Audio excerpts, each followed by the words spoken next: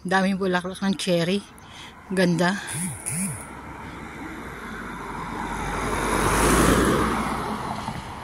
Hektik sa... Daming ganda ng bulaklak ng cherry. Isang variety ito ng cherry. Tapos ito, pagka ganitong spring, mga namumukad ka lahat ng mga magagandang bulaklak. Ganda oh.